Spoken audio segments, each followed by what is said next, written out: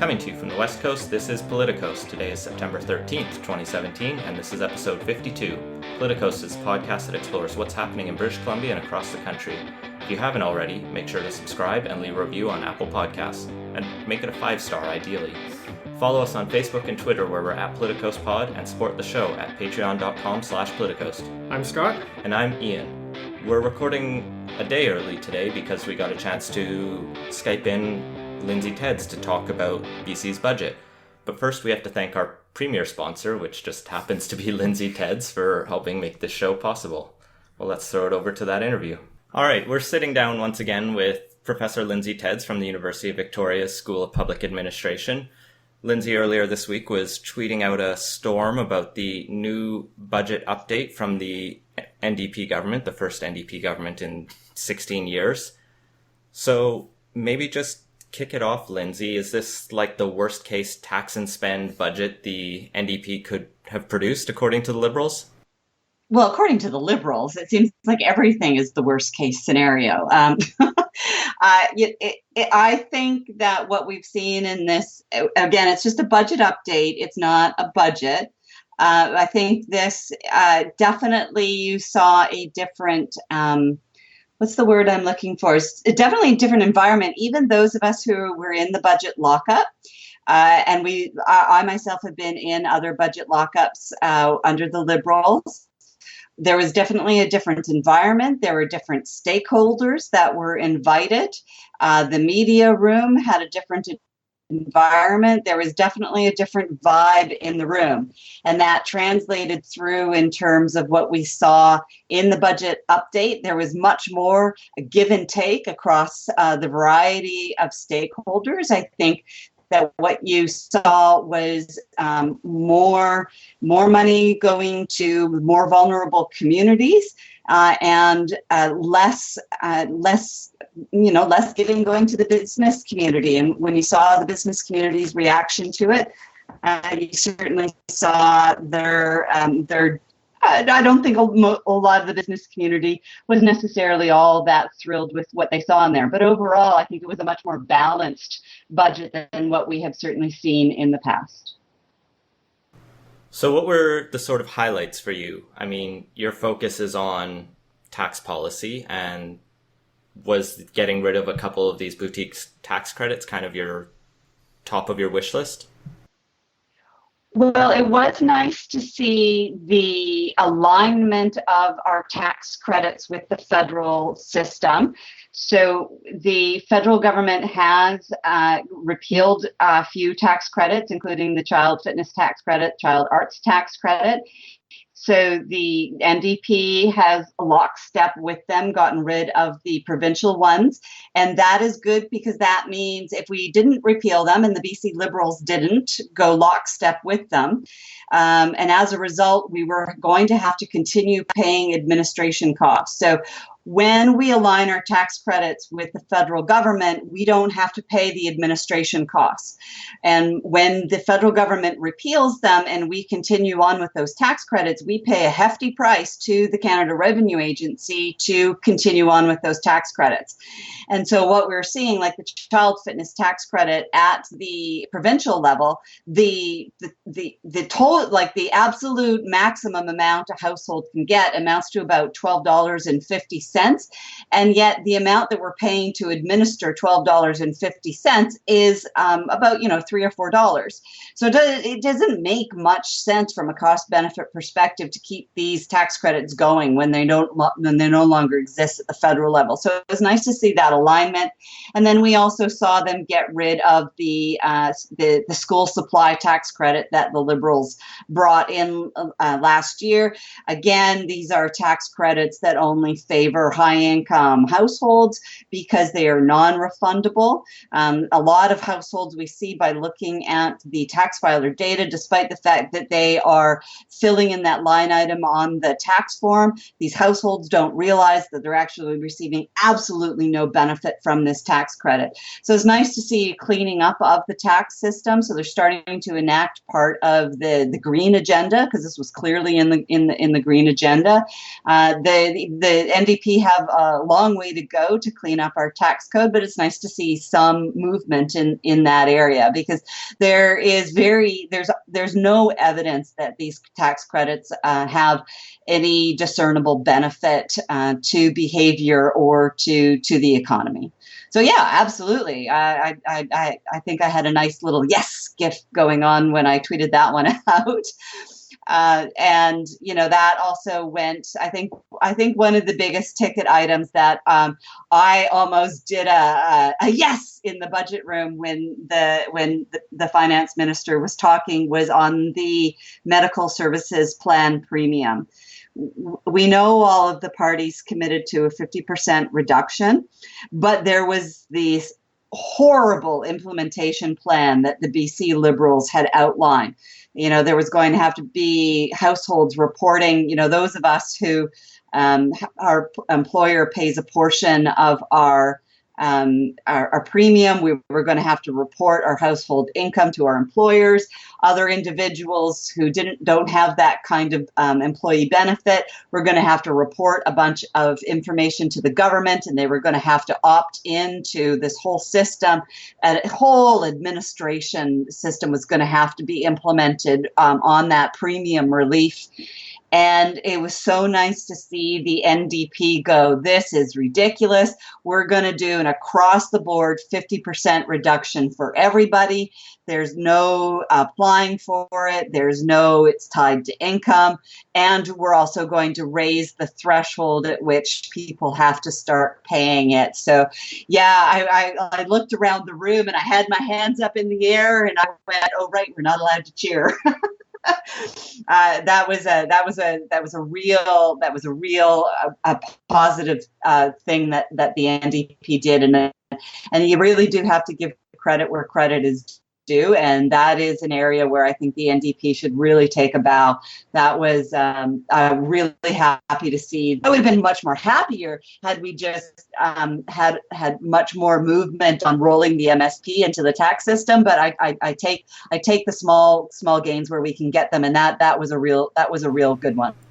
I noticed there's still a few tax credits and preferential tax treatment lingering around the budget. Is there anyone in there that you thought they should have gotten rid of, or all of them maybe?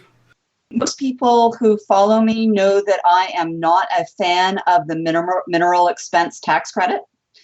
I have written on flow-through shares and the mineral expense tax credit. That I have a chapter in the book coming out next week on the 100th anniversary of the Income Tax Act that goes through the whole history of our tax preferential tax treatment for oil and gas and mineral exploration, and the amount of subsidies we throw at both of these industries is, I think, alarming. And to add onto it these tax credits is concerning. And the research on these incentives shows that they have very little discernible benefit. And in fact, they have a huge amount of costs, both to the taxpayer as well as to the economy. And I know that the industry lobbies for them, and they have these horrible economic impact analyses. And, everybody who follows myself or Trevor Tome knows that these economic impact analyses are all about, taking the cost, turning them into benefits, and then, multiplying them by 10. That's what economic impact analysis are all about. And there is no real discernible benefit from the tax credits. And I'd just like to see that one in particular leave our economy. But they have such a strong lobby group, that much like the small business community, that those are ones. That's one in particular that I wish would die. And then, of course, the small business deduction, the small business tax rate. I don't understand how we get into this idea that at a certain threshold, small business good, big business bad. was one of these fundamental issues. I don't understand how we got into this mode. At a certain level, a business is bad, but below that threshold, they're good. And I really wish that, and especially given the conversation we're having at the federal level, we could sit down and really have a conversation about what is the appropriate tax treatment for business and why we have what we have, and treat all businesses the same, because this differential between taxes, there's tons of research on it, is just it's a barrier to growth, and that is not a good thing for our economy. So you mentioned the small business tax rate, that's going from 2.5% to 2%, but the bigger sort of corporate tax number is that the overall rate, I guess, for big business is going from 11 to 12%. And the other sort of tax hike is on people earning over $150,000 who now have to pay 16.8% tax on incomes above that threshold. And I guess those two kind of offset some of the MSP fees and some of the other spending announcements. What do you think the impact, if any, of these sort of tax hikes, which they are, will be? Mm-hmm. Well, on the individual, it'll really depend on how their household is formed. So on the MSP, it is $450 per person. That's the maximum reduction that you're going to see, and that kicks in, around $42,000. And for a couple, it's about $900. So if you have a true earner household, depending on how they're formed, if one is earning above the threshold, like say if one earner in the household is above at around 175,000, yet one is slightly below that, they could actually be still net ahead between the tax increase and the MSP premium, and yet their total household income is $300,000. So how this all translates depends on what the formation of the household is and how that income is split between the two earners. So it's not an easy answer to be able to say how this all affects, and then what will be the net impact on the economy. We also have the issue of, and this was something that I warned about when the election was being had, is at the same time that this is going on, we're having Alberta recover. And so we automatically, even without this tax increase, we have these kinds of individuals with this kind of income leaving the province to take back up their jobs in Alberta. So my sense is that a certain segment, particularly the BC Liberals within a year, are going to start blaming migration to Alberta from BC on the tax increase, when it's really just the result of Alberta economy recovering. It would be great if the ceteris paribus assumption could be held in the economy and in public policy. But that is definitely assumption. Sorry, ceteris paribus, all else being equal. There's just too much changing at the same time between all of the different policies that are coming in.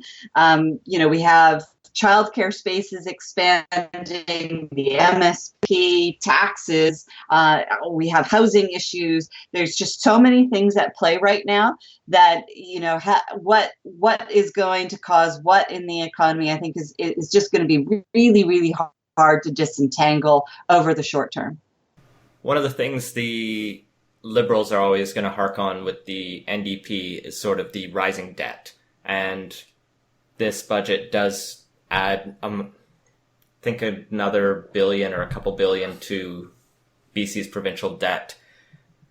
But the debt to GDP ratio, they're saying, is staying around 16.2, maybe going up 0.1%. Is that good, bad? Is this a healthy, like the government's claiming it's healthy and a stable amount? Do you have sort of any thoughts on where we're at? Yeah, over the shorter term, what's being added to the debt would have happened even with the Liberals, right? Because the biggest net effect, we had the the surplus from the last fiscal year being added to the taxpayer supported debt. So that was drawing down the debt.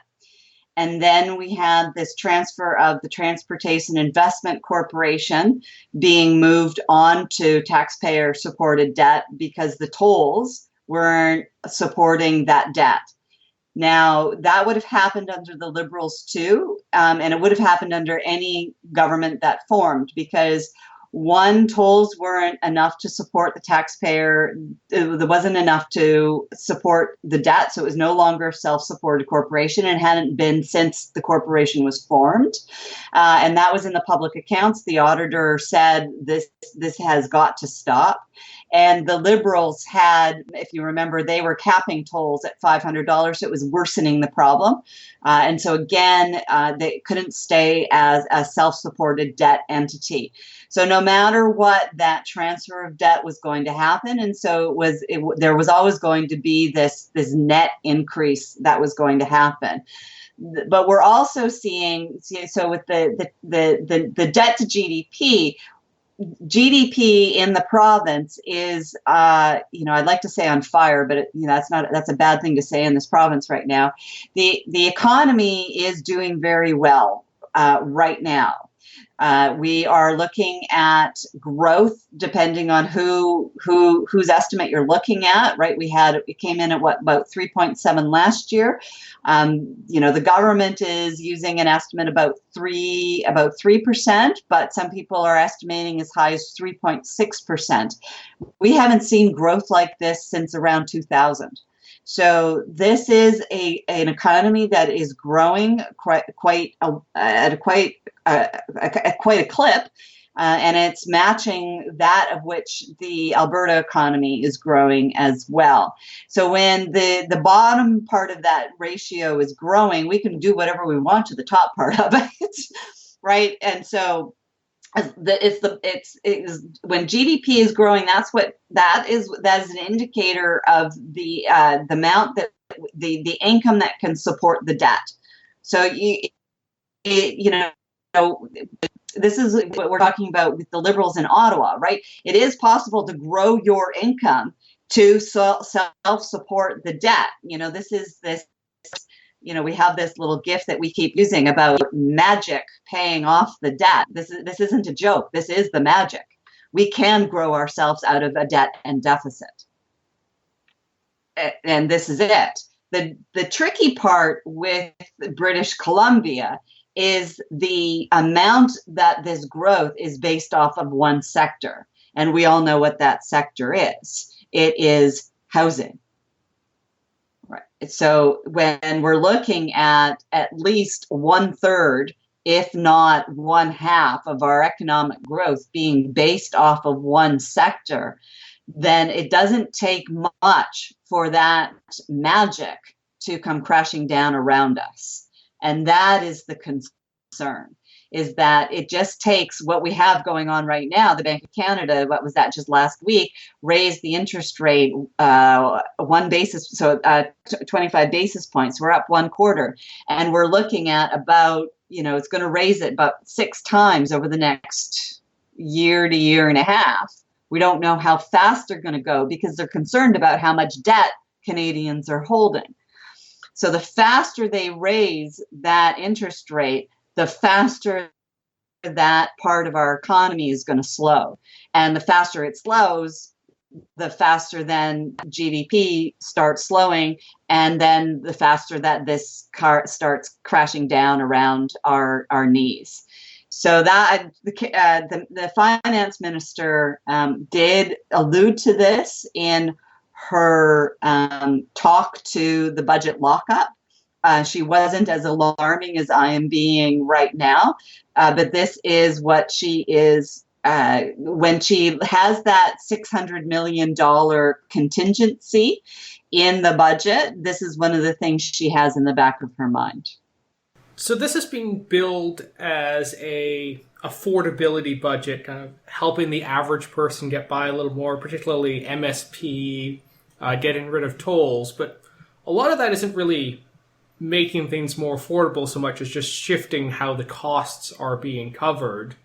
how much does this budget actually help kind of your typical British Columbian reduce their expenses?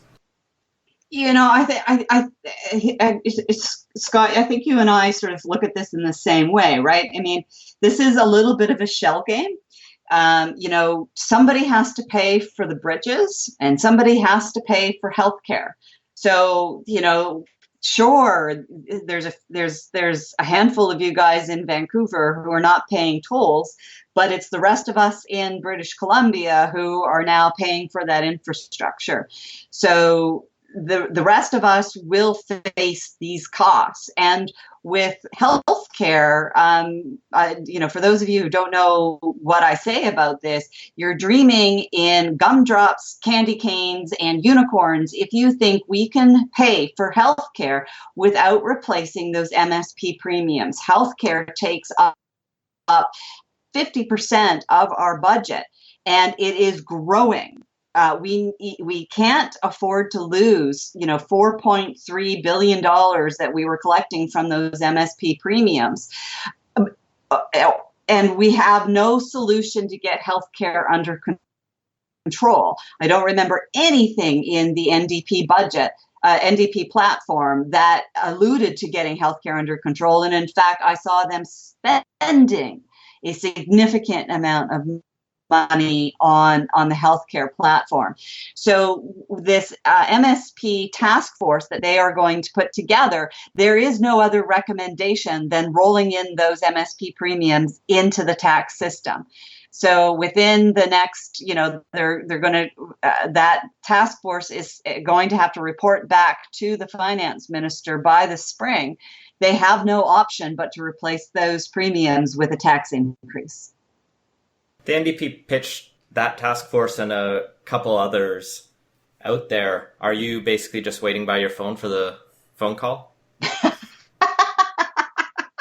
You got my little Forrest Gump wave. Or if they call, are you going to be jumping on that opportunity to give your thoughts to Carol James? If I was asked to sit on the MSP task force, I would absolutely say yes, because they need tax economists to sit on that task force. Because as I said, there is no other option than to roll it into the tax system. There is no other option. And if it's not me, then it's going to have to be somebody else. And I think Kevin Milligan has done his due job. So if it's not, like I said, if it's not me, it's going to be somebody else. I would like it to be me, because I have been talking about the MSP premium system since about 2010 or 2012. I can't remember. This is what happens when you have a baby. You forget things. So I would be eager to serve, and I do try to draw attention to myself sometimes. One of the other discussion points around this budget is sort of what's budget update, I guess, is what's not in there. And there's, there wasn't any talk of additional capital spending for education. The $10 a day childcare seems to have been put off into the maybe in the spring. Maybe Andrew Weaver really doesn't like it. A couple other things. One of the big things maybe for the tax policy angle is some of the proposals the NDP created to curb speculation, like the empty home speculation tax or expanding the foreign buyers tax. Were you kind of disappointed by any of those, or do you think those might come in the spring, or is there something else they should have done around housing taxes? Well, I was surprised at how much was in the budget update, to be honest with you. All right, fair enough. Because I'm a little bit on the weird side, because it was just supposed to be a budget update. So I was caught a little bit off guard. I'm a little bit different from everybody else. I do see, the $10 day daycare people quite disappointed. This isn't the budget, and I think that clearly they set up expectations incorrectly as to what the budget update was. Although we should start calling it a mini budget, given how much was in there. This is like echoing back to the mini budget of Paul Martin in the fall of 2000. I think that we need to remember that the real budget is going to be in the spring, February, I would assume, the usual month. And that is the time you're spending, and that should have been where most of these initiatives should have been, this high income tax increase. I think they were right to put the MSP premium in this, given that the launch date of January 1st. I think that was the right thing to do. But they had already signaled a few things. One, on the housing affordability, they had already signaled that they were studying it. And there are real concerns here. The foreign buyers property tax, transfer tax in Vancouver has not had the anticipated effect. And if I may be so bold, I think I called that one. So they are looking at the fact that the policies that have been put in place have not had the intended effect. They want to look at the overall package of their affordable housing platform to make sure that it actually, shockingly enough, provides affordable housing. And I'd like to see that kind of prudence brought to a policy agenda to make sure that it delivers on what they intend it to do.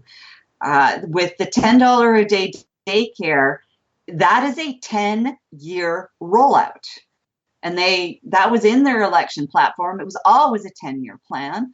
So even if it is announced in the budget in the spring, it's not like you snap your fingers and it's $10 a day daycare. It's going to take a long time to roll that out. We do not want the implementation disaster that was the Quebec system when they did that. We want to make sure that when we roll out $10 a day daycare, the people who get access to those spots are low-income individuals first, not the high-income individuals got it first under the Quebec system. So we want to make sure we do this right, we do this smart, and we do it to ensure that people who benefit from it most get access to it first. So I am concerned that those advocates are not thinking about the importance of implementation on an incredibly important file. Well, hopefully they get it with the banging on the desk that I think will carry through to our listeners. Oh my gosh, I'm so sorry. No. It adds to the emphasis. It's fantastic. Scott, next question. It's passionate. You can tell you care. So the other major tax item in here was the carbon tax, and at the same time they've also eliminated PST on electricity. Do you have any thoughts on kind of energy taxes and carbon taxes? And that the carbon tax is no longer revenue neutral. That too. Okay, well let's separate these two. Okay, so the PST on taxable electricity. So for residents, right? We don't pay PST on electricity, so this doesn't affect us. So this is just a business tax issue, and this was what was recommended by the Tax Competitive Commission MOC 2. So this was what was led by Bev Dalby at the School of Public Policy at the University of Calgary, and that reported last October or November. So this was one of the initiatives in there. And so this is kind of the quid pro quo. We will eliminate the PST on electricity, and then the quid pro quo was raising the corporate tax rate. There were a few other initiatives that they were supposed to follow through on to offset that increase in the corporate tax rate. They didn't get all of them, but this was it. Within that Tax Competitiveness Commission was also get rid of the PST and implement a VAT, but I understand we're still not ready to have that conversation, as we talked about the last time we talked. On the carbon tax and whether or not it's revenue neutral, it has never been revenue neutral, right? Okay, so if anybody doesn't believe me, go into Budget 2016, find the table, and you will see they collected like $1.2 billion in revenues and spent $1.7 billion on initiatives. Even under the Liberals, they spent more than they ever took in. The carbon tax has never been revenue neutral in this province, and don't let Coleman country fool you otherwise. Okay, so let's just deal with that. the principles that we want to achieve is a reduction in carbon emissions. And if any of your listeners are anybody who believes that the science is hokey, just turn your podcast off now. We don't have those listeners, or we don't want them. Okay. The greenhouse gas emissions need to be curtailed. We have to address climate change. And right now, I'm a big advocate of, the Eco-Fiscal Commission, I think, really has this right, in that right now we do need to do a lot of things. And part of that is also investing in carbon reduction technologies. And so over the shorter term, as we're trying to get really ahead on carbon emissions, probably abandoning carbon neutrality over the shorter term may be the appropriate way to go.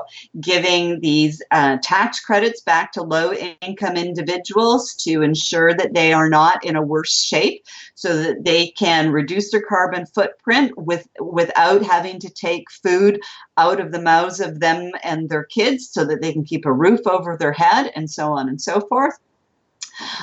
So that we can also then invest in technologies to even further reduce our carbon footprint. But keeping it in that state over the longer term is not the right way to go. In the longer term, when we do not need to keep up our subsidies or our investments in these kinds of technologies, it should in fact be revenue neutral. So there's the short game versus the long game. So right now, I don't have a problem with there being a redirection of revenues into these kinds of investments. I don't have a problem with the NDP and the Green Platform, which is not revenue neutral. And at least it's not, putting it into what the BC Liberals were doing, which was like into the film industry and. When they were talking revenue, when it wasn't revenue neutral, I mean, they were throwing it at tax credits that had nothing to do with carbon reductions. Well, was there anything else you wish to sort of get in about the budget, or I guess the budget update?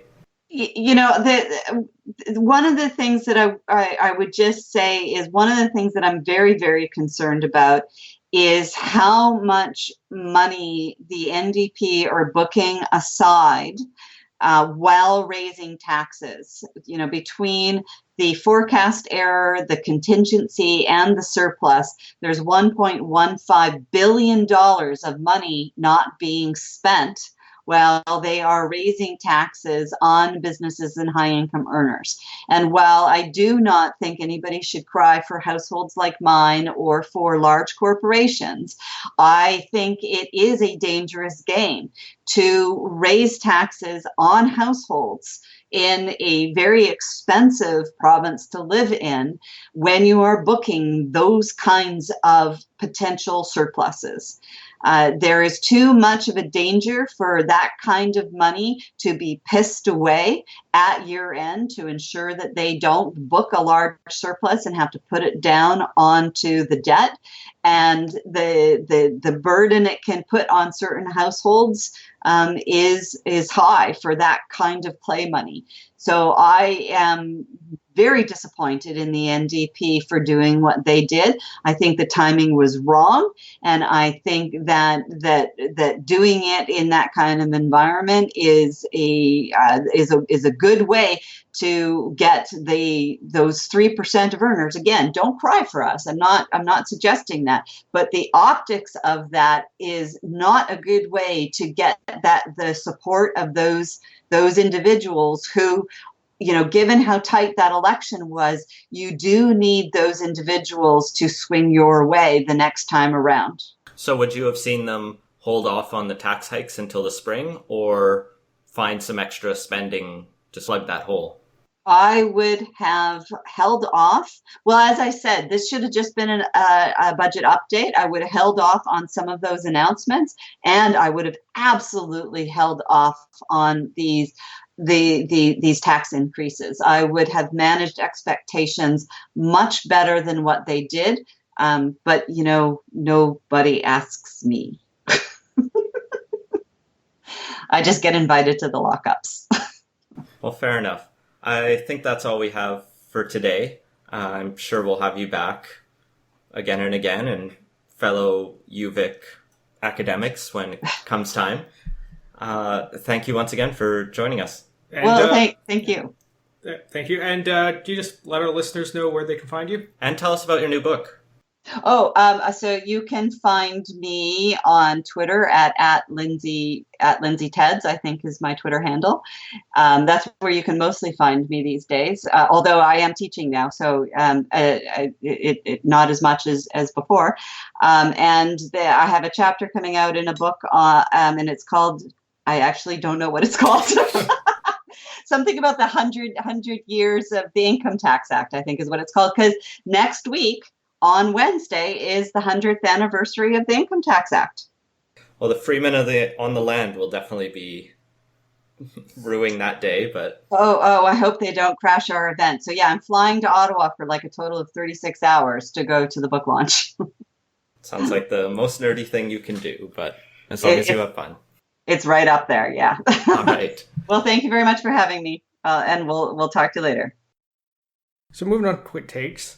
The drama that surrounded Daryl Plakis's ascension to the Speaker's chair turned out not to be over when we recorded on Friday last week, as Saturday he was unceremoniously removed from the Liberal Party. So the executive of the BC Liberals had to get together and pass an actual motion to make this happen. Rich Coleman, interim leader's initial statement was, he's been removed from caucus, and then it wasn't that. And then they were just all really grumpy and angry all day. And it was the next day that they actually didn't just kick him out of caucus, so he would sit in as an independent MLA, but he's fully out of the party, so he doesn't even get to vote in the leadership race, which does the nice thing of giving us a truly independent speaker. But for the Liberals, it's not just bad optics, but they just burned the judge. They, looked at the ref and said, fuck you, we hate you. Yeah, I don't think there's really a good set of words to describe how just crazy a move that is. It's, as far as I know, there's never been a party to expel a sit-in speaker from their membership. I don't even know that many parties that have expelled a sitting member or a sitting elected official from membership. They'll expel them from caucus, but usually it's, bad behavior. You can come back to caucus in a couple months or a couple years when you've regained our trust, but to just tear up his membership card is just such pettiness that I saw Bowen Ma tweet earlier today. We're entering a new era of the end of hyperpartisanship in the legislature, and new MLA, full of big dreams and really hopeful, but sorry, Bowen, it's gonna be the same old, same old. So it's also just unusual for a party to do this kind of at the behest of an interim leader, because typically interim leaders only remove people when it really comes down to it, because they don't have quite as much legitimacy to do that sort of thing. So it's quite a bold step for Rich Coleman to take at this time. Also, it's questionably tactically unwise when the legislature is so narrow, and to now have the MLA, even if he doesn't normally vote with them, out of a important Liberal seat. It's might not be the best thing when if we're maybe going into an election in 2-3 years. So Plekis spoke with the province on the day he was kicked out, and he sort of admits, yeah, I said I wouldn't take the job, and that's why they're mad at me. But he says he basically only said that because Liberal Party brass were putting the pressure on him to make clear statements that he wouldn't take the job, and doing the same with every other MLA. And Plekis, I guess, just is kind of a maverick and wanted to be all mavericky, and got kind of sick of this, especially once Christy Clark was gone. which he pushed for. So I guess that's sort of what he decided to take the role. He also has seen it. He's a former academic. He's sees it as a very honorable position and just kind of wants to do that and make things work. And he thinks he made the right choice. And he does say that a few Liberal MLAs have contacted him and congratulated him, but he's not going to name names because he doesn't want to hung those people out to dry. He says they would be hung, implying by the Liberal Party itself. So it doesn't paint the best picture of the state of the BC Liberals. Yeah, I've seen a lot of the kind of rank and file Liberal partisans defending the move, but honestly, it hasn't been super convincing. The arguments for taking him out, they usually have rested on something along the lines of, well, the voters in his riding didn't elect him with the intention of handing a majority to Horgan, but, at the same time, every riding should be voting with the knowledge that their MLA, they may take the speaker's job. Well, and the other argument is, NDP partisans would be just as upset if a New Democrat had to take the role in a different situation, or if a New Democrat had, say, gone into the role for Christy Clark, but still don't see, I can see them being angry and upset for a while, but kicking out of the party is kind of just unprecedented.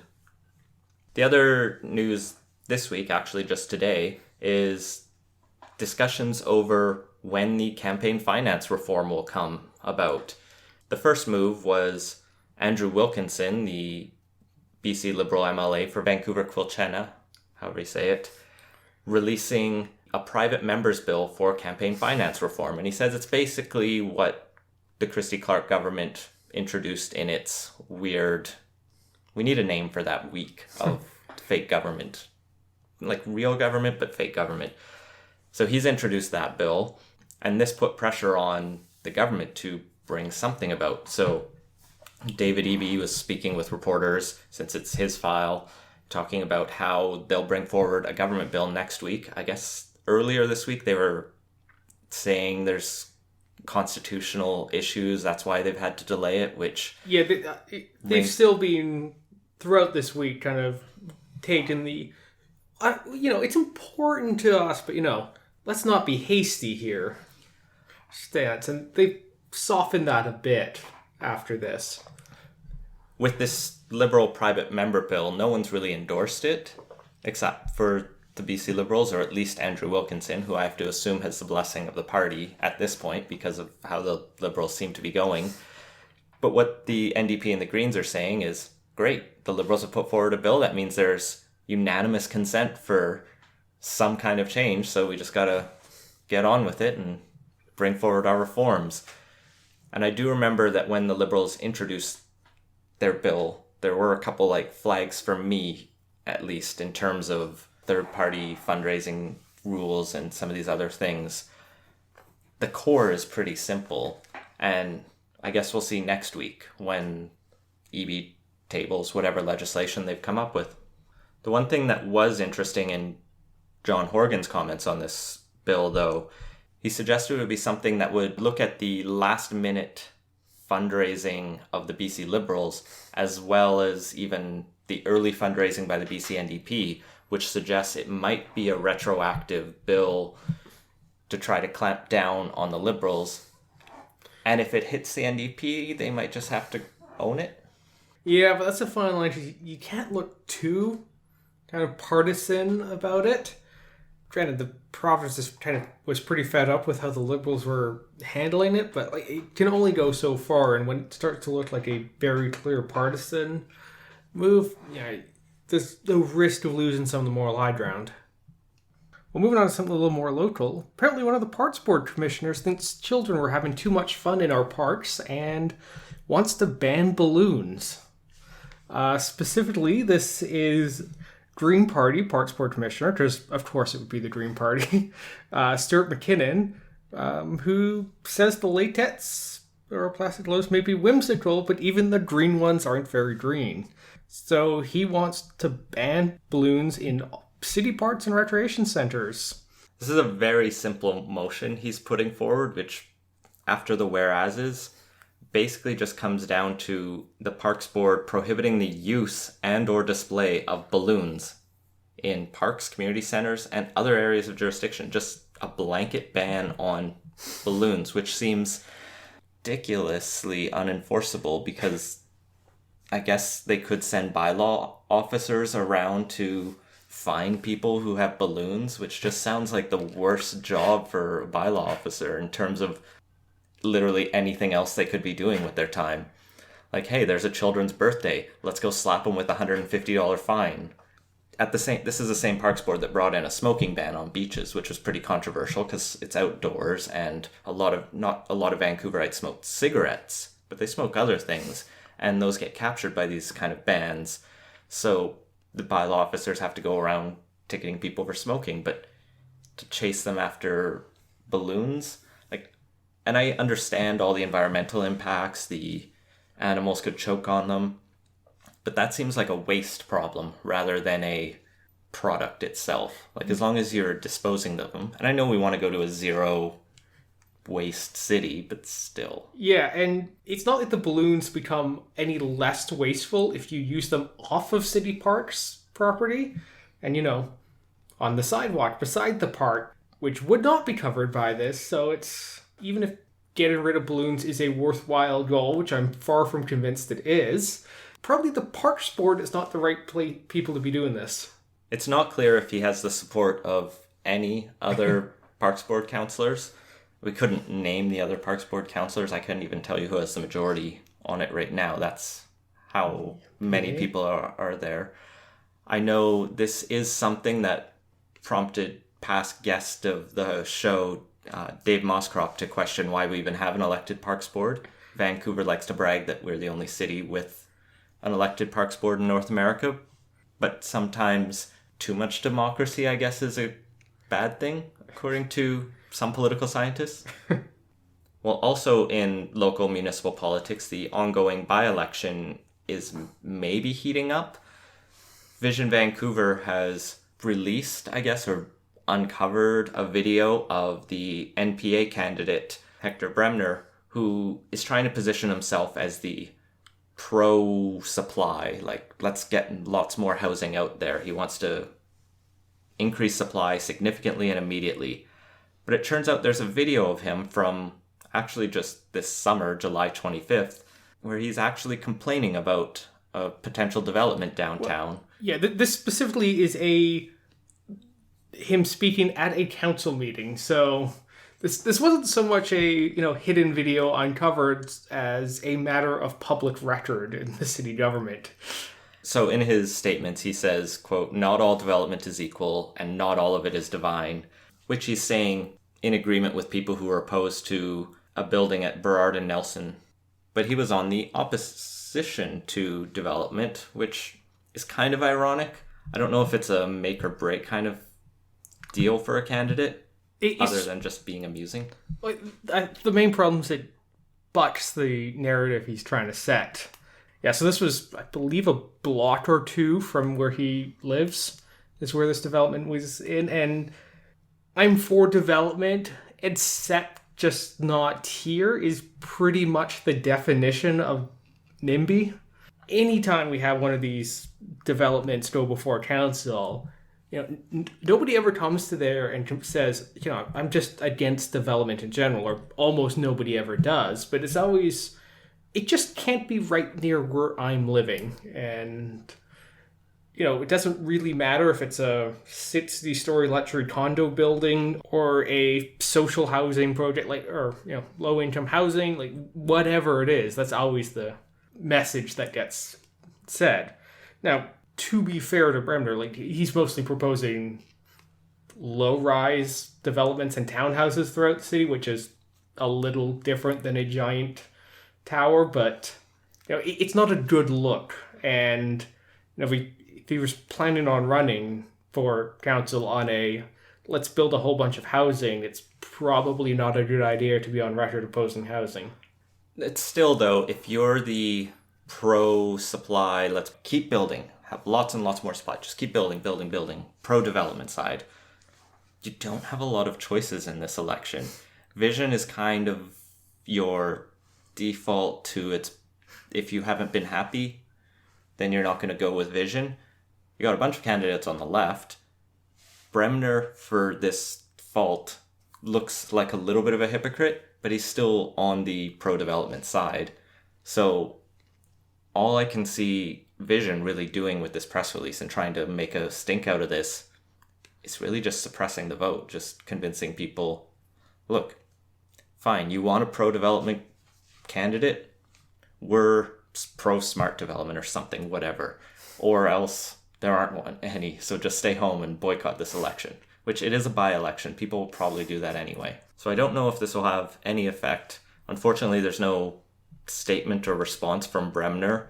I just checked his Twitter and he hasn't tweeted for a few days, but he hadn't tweeted for months before that. The initial response was basically along the lines of, I think we should improve the way we do consultations in this city, which I really don't think's been the problem with housing. There's a lot of consultations. Every project gets dragged out, and we should improve it by not filming it so that those words can be used against you in the future. Yeah, so it's slightly naive, I think, on their part to say that, if only we consult better, everybody will suddenly be on board with these positions. So yeah, probably would have been better for him to have a bit of a I come around on it, and now I'm more supportive or something. Just take the lumps and move on. And that has been Politicos. Find links to the stories we mentioned in the show notes at politicos.ca. Make sure to subscribe or listen to podcasts and follow us on Facebook and Twitter at PoliticospOd. Leave us a review and let us know what you think. Support the show and get early access to our interviews at patreon.com/politicos. And if you have ideas for the show, feel free to send them to us. Thanks for listening.